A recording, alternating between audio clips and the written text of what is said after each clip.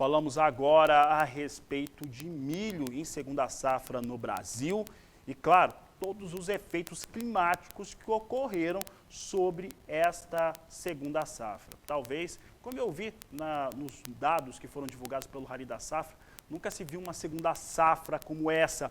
E é por isso que eu vou conversar agora com André Debastiani, coordenador do Rally da Safra, a respeito desses números que foram apresentados. André, obrigado pela participação aqui no canal do Boi. 60 milhões e 900 mil toneladas a serem estimadas. Frio também trouxe impacto nessa produção de milho. Boa tarde, André, seja bem-vindo. Olá, Fabiano, satisfação falar com vocês novamente aí, todos os telespectadores do canal do Boi. De fato, temos novidade na produção de milho. Essas geadas não estavam no nosso plano e afetaram significativamente aí a produção.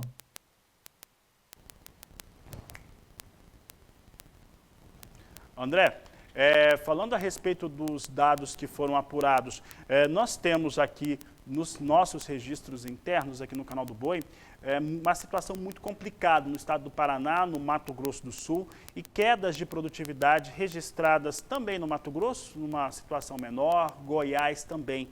O que o Rally da Safra viu aí já em relação às áreas de produção? O Mato Grosso do Sul e o Paraná perderam mais, mas essas perdas nos outros estados também ocorreram? O que dá para dizer a respeito disso? Então, Fabiano, a gente tinha feito uma divulgação de dados que foi lá no final de junho, que foi antes dessas geadas. E naquela época a gente dava aí a nossa estimativa, o levantamento de safra como encerrado. Mas acabou que a gente teve que voltar a campo por conta dessas geadas, justamente para conseguir dimensionar, porque é um fato novo. Não que as geadas sejam um fato novo, porque de fato elas ocorrem todos os anos, mas o fato novo é que a gente teve geada num cenário de plantio muito atrasado. Então as nossas lavouras estavam ainda em momento de enchimento de grão e isso foi muito prejudicial.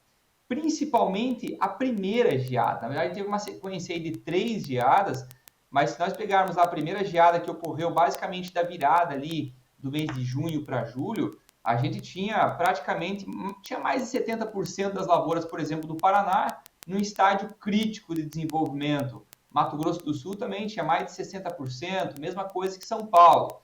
Claro que quando a gente olha Mato Grosso e Goiás, a geada, primeiro não teve geada no Mato Grosso, em Goiás a gente teve em algumas regiões, mas o estágio de desenvolvimento era muito mais avançado do milho e a gente não teve grandes problemas nessas outras regiões. Mas a gente resolveu ir a campo de novo nessas regiões, até para conseguir olhar a questão da estiagem, né, o quanto que ela afetou a produtividade dos estados, e a gente trouxe aqui como uma novidade o estado de Minas, né, o estado de Minas acabou sofrendo bastante com as estiagens também, e foi outro estado que a gente acabou revisando as produtividades aí, além do Paraná, do Mato Grosso do Sul e São Paulo, que foram bastante afetados pela geada. André, como um resultado, dá para dizer que, claro, os atrasos para a semeadura do milho, causado pelo atraso na colheita da soja, trouxeram aí essa situação de ficar mais à mercê das geadas esse ano. Quanto mais atrasado foi o plantio, pior foram os efeitos da geada, André? Pode-se dizer isso?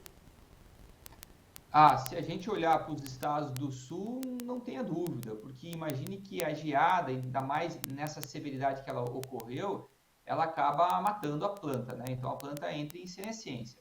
Então se você não tinha ainda a formação de grãos completa, acabou que a planta morreu.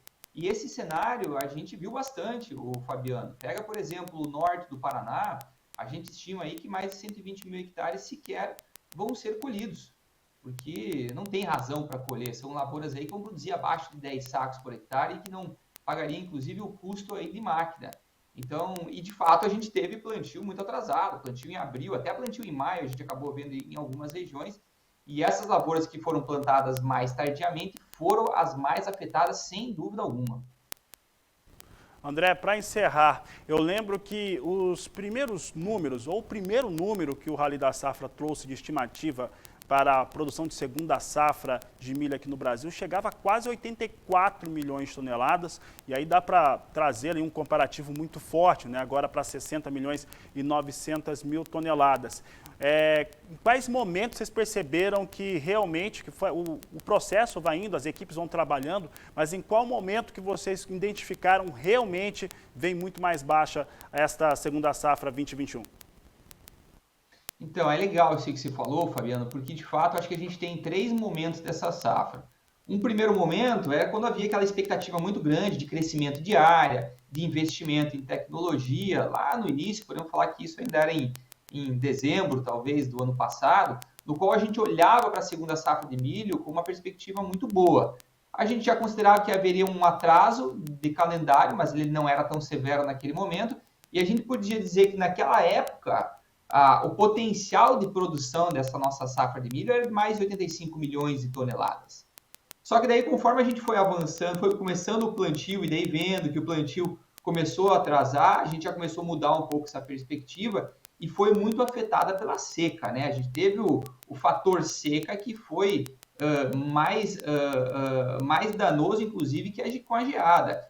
A gente talvez possa dizer que a seca tirou algo em torno de 20 milhões de toneladas daqueles 85 que havia como potencial total da nossa safra.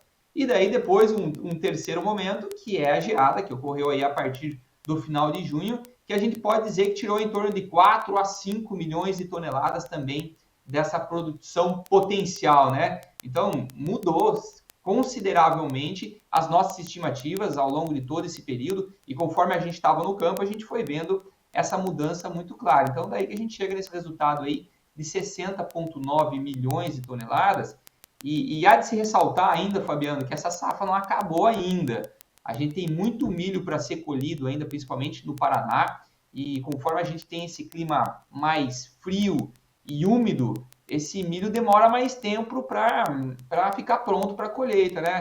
Então, vamos torcer que a gente não veja um cenário pior desse que a gente está desenhando agora para esses próximos meses, para esse próximo mês aí que é importante ainda para a colheita.